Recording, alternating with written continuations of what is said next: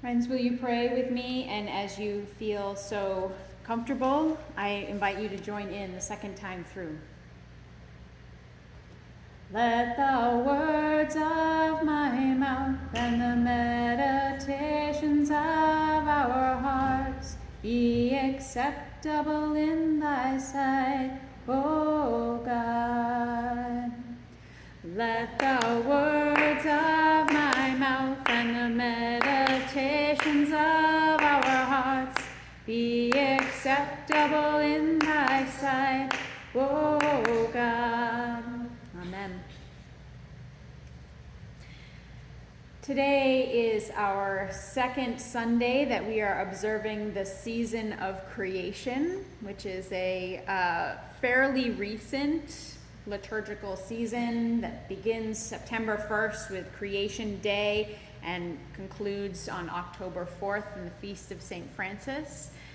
And like the lectionary, it's a 3-year cycle. And this year, this Sunday is Wilderness Sunday. Now, this particular order of liturgy, you may have noticed in our remembering mentioned the Outback. It is the Australians created it, so the original they have Outback Sunday. We have Wilderness Sunday up here. I know, I'm sorry, so every time I put up the phone, I'm like, behind there. And, wilderness is a funny thing because we're taught as children that wilderness is scary. I mean, think of all the fairy tales that involve the woods and going in. You have Little Red Riding Hood, you have Hansel and Gretel, all these stories. The woods and the wilderness are the deep, dark, scary places where terrible things happen. And then even as adults, there have like wilderness survival classes you can take and learn. Nobody ever has like urban survival classes, right? Which you need to learn stuff though. As someone who grew up in, small town New Hampshire and moved to New York City, they should have an urban survival, how to, catch a subway when the doors are just about to close, or like how to just keep walking on the sidewalk and don't stop, those kinds of things. Don't smile at people. So there's this idea that still the wilderness is a dangerous place. And, they've got reality TV shows where people are sent out to survive by themselves out, somewhere in the back country, and they record themselves and trying to forage. But we also romanticize it a little bit. How many of us have ever, maybe when you had kids, maybe not, maybe when society just seems a little too much, go, I'm just going to go live in a cabin in the woods by myself.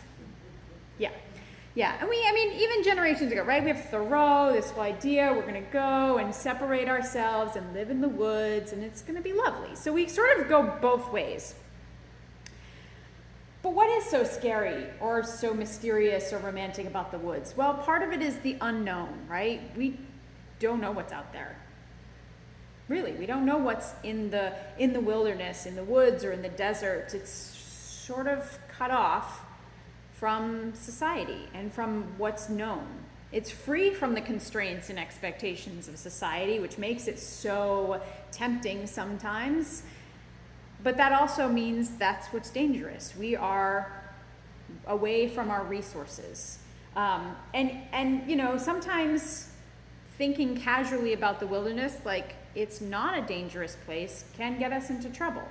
We've seen many rescues just this summer in New Hampshire of people gone on hikes and, I'm just going to grab my water bottle and go hiking with no knowledge whatsoever of what that actually means. And people out in the West who going out, it's 110 degrees. I'm going to hike the Grand Canyon today. No, you're not. It's not a good idea. Sort of a lack of respect, right? And then we have sort of these metaphorical wilderness times that show up, and they're metaphorical or they're real in these Bible stories. We have this story of Jesus going out after his baptism and going out and being in the wilderness Usually we hear that story at the beginning of Lent. This is sort of the beginning of Jesus' ministry. He goes out and he's tempted by Satan.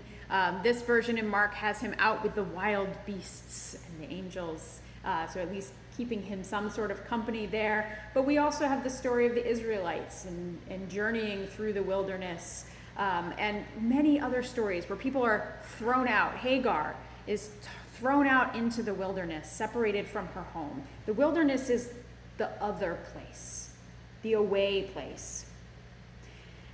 And now we are heading into, or maybe even already are starting to be in, a kind of wilderness time, right? This climate change, the world that we are inhabiting, is shifting rapidly in a way that prophets have warned us about and we didn't listen, which sounds very familiar if we read the Bible. But it is scary. It is full of unknown. It is dangerous. And we can hear, if we pay attention, like the prophet Joel saying, we can hear the rest of creation also crying out. I found this text from Joel so poignant, thinking about all of the natural disasters that have occurred just in the last year or two in our world, the floods, the fires. You know, it made me think of when Australia, pretty much the whole country of Australia was on fire, and them talking about trying to rescue the animals of the outback, getting the fur-singed koalas, and in droughts, we have these pictures that come out of the cattle that are just out left in the field with no resources, no water to give them anymore. And it is amazing to me that this was, this story told thousands of years ago, and it's still happening. And we still are, that is a poignant story for us today and something that is known to us.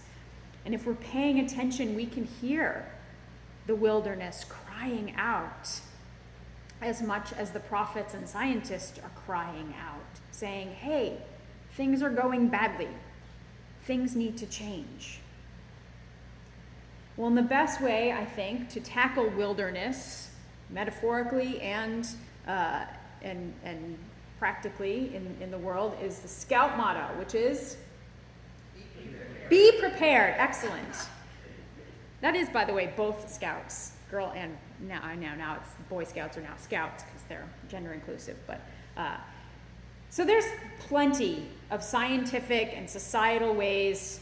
You can Google "be prepared for climate change" and you will find things. There's like preparing with food for months, sort of the bunker idea, get some stuff done. Scientists will tell us how to change our behavior and get prepared and what's going to happen as our coastlines. There's all that. But what I haven't seen a lot about it is theologically, spiritually. How do we prepare for this wilderness time that we are about to enter into as generations before us journeyed in the wilderness? So Canadian theologian Bernard Lonergan, who wrote this book called Method in Theology. So he's really like theology theologian. That's his thing. So he came up with 4 steps of a theological process. And I think actually really is helpful for thinking about how to approach this wilderness time. So they are: be attentive, be intelligent, be reasonable, and be responsible. So how then do we apply this to this climate change wilderness we're about to enter in, or we are in? First of all, be attentive. And I've said that before in other sermons, right? Pay attention. Look around you. Listen. Claudio Carvalhes, I'm going to say his name wrong, I apologize, Claudio, who is a friend of mine from seminary and is now a professor at worship at Union Theological Seminary, has written a lot about liturgy and ritual and connecting to the earth. And he says that attention is a way of belonging to each other, to become kin to a river, a bee, a tree, of migrant birds, of worms, of squirrels. So paying attention creates a relationship. And I think also too, the be attentive has another meaning too, right? When we are attentive to someone, we are caring for them. We are paying attention to their needs and helping to reach out and meet those needs. So that's one way, is to pay attention to the world around us. Not just to what the scientists are saying, which absolutely is important, but to the world itself. Listen for those cries that Joel so artfully brings to mind. Be intelligent. This one might be a challenge for some people. And I don't think that means, be super smart. It means think about things. Really think. Think about what we're hearing. Filter things through. Consider, read, learn as much as we can about the world, about what we can do, about the changes that are coming so we can be prepared. And then also be reasonable. This can sometimes be pushed aside when we act in fear. Because this is scary, right? That wilderness, this time, it is scary. And so sometimes we go into one of those, flight, fight, freeze. We do something out of fear. If we take a moment to engage our brains back in again, that intelligence, and be reasonable. Reason. Use our brains to think. Think about the issues. Think about what we can do as people, as human beings in this world. And be responsible. And I think of that again, not necessarily as so much of like acting properly, but as responding, being responsible to what is happening.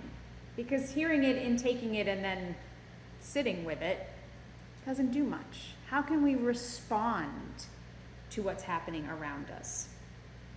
And then I will add that spiritually, theologically, one way to address this wilderness time is to engage in ritual. So, again, I'm going to quote Claudio here. So he considers rituals as fundamental practices and technologies of the self that help us engage with the inventory of our lives, the metamorphoses we must go through, and the ways we can respond to our crisis. So not just thinking and listening and learning, not just actually engaging the brain and moving past the fear, but going beyond that. Engaging in ritual that feeds our senses, that feeds our spirit, something beyond just the facts and figures, which there is plenty. So last week at our asset mapping session, Sue mentioned something that she actually almost word for word said it in the way that my husband also said, which is the role of churches in this time. She didn't say wilderness, but what she said was despair. And that is that in the coming wilderness times, the church will have the possibility, the opportunity, it is not guaranteed, but the opportunity to be a place of hope and support in the face of the despair and the struggle that is sure to come, that is present already. We could be a voice crying out in and with the wilderness, to join our voices. I love these calls to worship when we are asking the creation around us to join in, to come in and worship with us. If we join our voices with the voices of the trees and the foxes and the bobcats and the salamanders, join our voices and be together. We can engage in practices which move beyond scientific and technological responses, because again, there's a whole list and litany of things we can do they're trying to change the atmosphere to reflect back more sunlight and all kinds of things, which are wonderful, but which don't really soothe the ache that this time causes us. So engage in practices and rituals further away from the ones that reinforce the dominant thought system, because ritual is able to do that as well. As much as it's able to enact change, it can also just reinforce the status quo.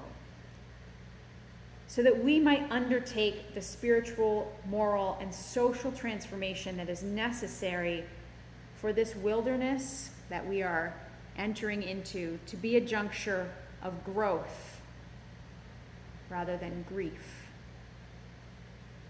so that we can enter into this time in a sort of more thorough kind of way. Go in and do some seeking for ourselves, both as individuals and as a community, to grow out of this experience rather than entering in it completely unprepared and facing the danger ahead.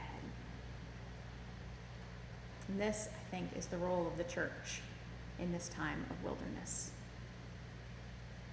Amen.